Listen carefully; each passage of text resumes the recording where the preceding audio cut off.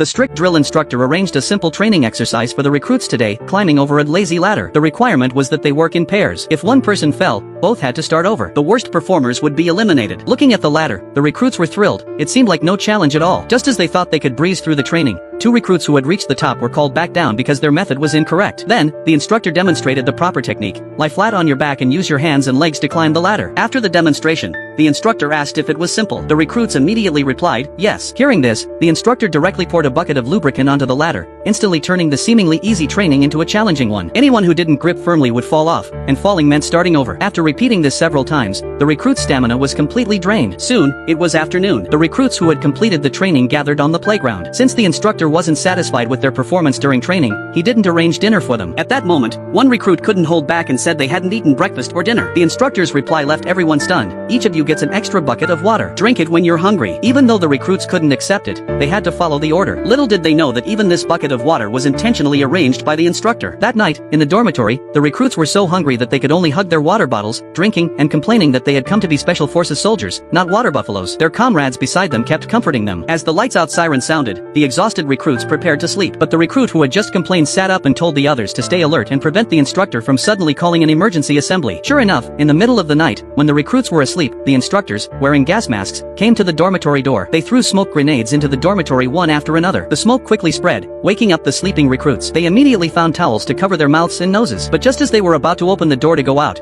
they found that the door had been locked by the instructors, and the smoke grenades had completely filled the room. They instantly felt short of breath. When they wanted to pour water on the towels, they found that the water had already been drunk up. No more water, they exclaimed. With no other choice, they had to use their own urine to wet the towels. Then, they covered their mouths and noses with the towels and tried every means to open the windows and escape.